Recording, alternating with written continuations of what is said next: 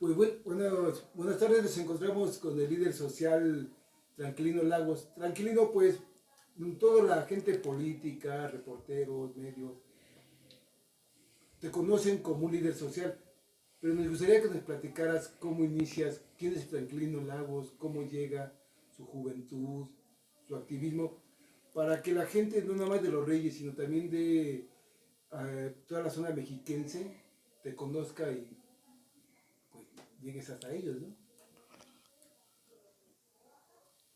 A ver, bueno, primero comentarles que en La Paz llevo más de 40 años viviendo. Eh, Tuve la fortuna de terminar la preparatoria, ¿sí? En una escuela que se le conocía en aquel entonces como el Tecnológico Hidalgo, ¿sí? Ahí tuve la oportunidad, empiezo a vincularme con el Instituto Nacional de Educación para los Adultos, donde llego a participar activamente como asesor y más adelante como promotor en el INEA. Y mi primera experiencia en la participación política tiene que ver en la lucha por el tema del reconocimiento laboral de un instituto pues que prácticamente desconocía esta relación por un trabajo simplemente de carácter voluntario, según ellos, pero pues que al final del día te planteaban metas y te pedían un horario. Eras parte de un trabajo asalariado. Esa es mi primera experiencia conjuntamente con varios dirigentes en aquel entonces del INEA. Conformamos la Coordinadora Nacional de Trabajadores del INEA, que buscaba justamente el reconocimiento de los trabajadores. Ese es mi primer vínculo, mi primer acercamiento en la participación política. Tengo la oportunidad de estudiar la carrera de ciencia política en la Universidad Autónoma Metropolitana, de la cual me siento muy orgulloso, por cierto.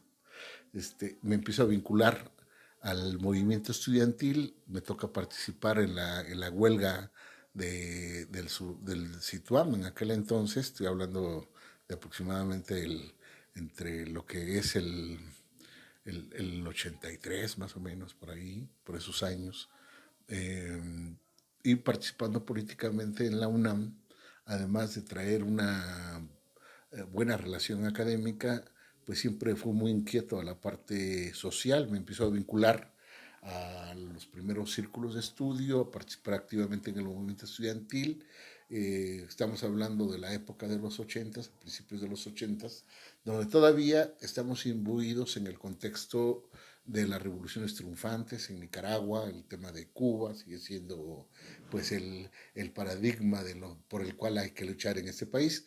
Y de una u otra manera también en El Salvador, en Guatemala, se están viviendo momentos muy convulsivos, hay una revolución en marcha, se expresa el tema de la lucha armada y había una exigencia en aquel momento de varios sectores por tratar de detener la guerra y entonces se conformaron muchos comités de solidaridad con El Salvador, con Guatemala, con Colombia, y era parte del contexto. Eso, evidentemente, si éramos capaces de dar la solidaridad a movimientos que se estaban dando en Centroamérica, pues también estábamos preocupados por vincularnos con el movimiento obrero, con el movimiento campesino en este país. De esa manera nos fuimos vinculando con otros movimientos de tal suerte que en algún momento de esta trayectoria política nos vinculamos a otros sectores y creamos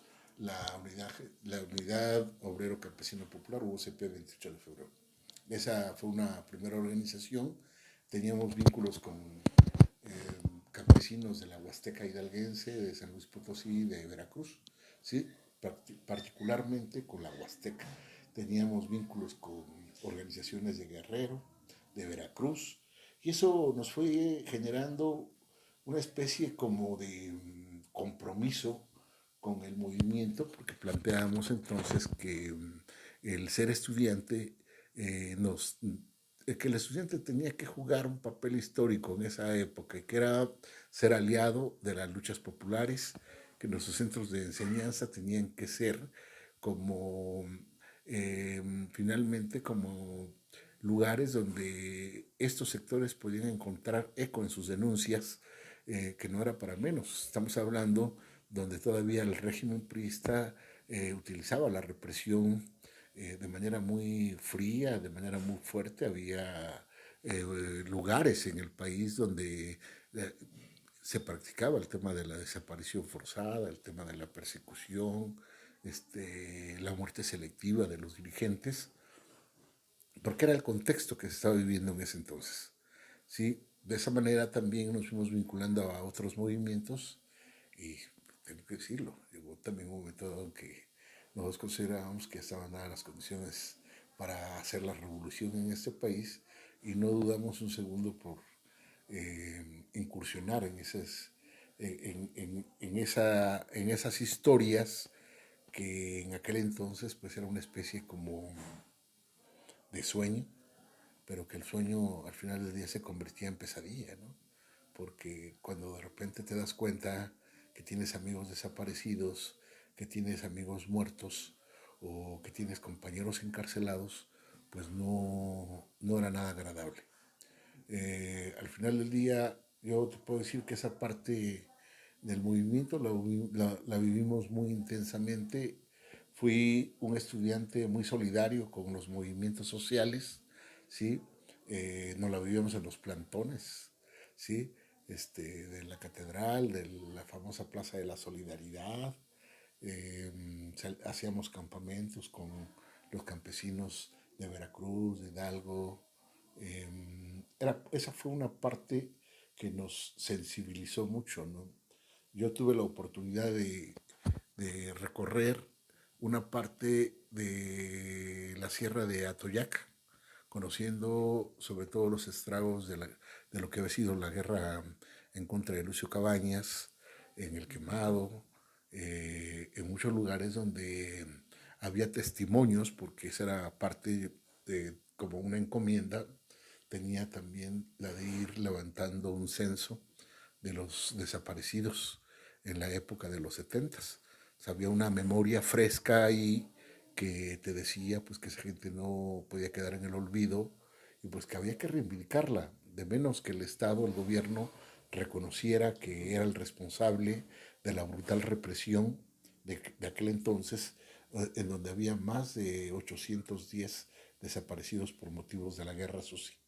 Esa es parte de la historia, parte de la vivencia y pues también finalmente ser parte de un movimiento que pues, a veces no te das cuenta cuando ya abres los ojos, estás metido quién sabe en qué cosas, ¿no?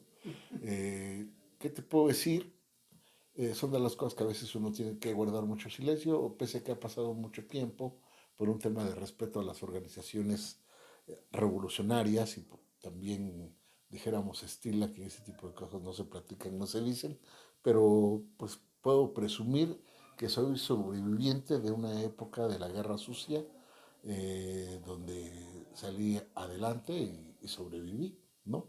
De eso creo que es una parte porque me tocó vivir el tema de compañeros encarcelados, me tocó vivir el tema de cerca, el asunto de una casa de seguridad en los Reyes de la Paz, de la cual pues yo ni sabía que había casa de seguridad en los Reyes de la Paz, pero porque eh, habían compañeros que en aquel entonces un hermano de Lucio Cabañas fue detenido. El resultado de eso, y más adelante cayó una casa donde participaban algunas gentes cercanas. Y es ahí donde cuando uno dimensiona, carajo, ¿dónde estoy metido? ¿Con quién estoy? ¿No? Okay. ¿No? Pero de ahí fuera puedo decir que fue una etapa de enseñanza, de mucha sensibilidad. Y además de que había descuidado algunas cosas, llegó el momento en que yo descuidé la universidad, tuve que abandonar la universidad. Afortunadamente la UAM es de las pocas universidades que si tienes el 80% de créditos, tienes un tema como de 10 años para concluirla, ¿no? Entonces todavía tuve la oportunidad de llegar, terminar la carrera, soy licenciado en ciencia política, tuve la oportunidad de hacer una maestría en ciencias penales, ¿sí? y hacer una especialidad en derechos humanos por la Universidad de La Mancha, España. Justamente tengo que estudiar la parte de los derechos humanos por un poco esta historia que he vivido y que nuestro país ha estado lleno de historias, de afrentas, de muchas cosas.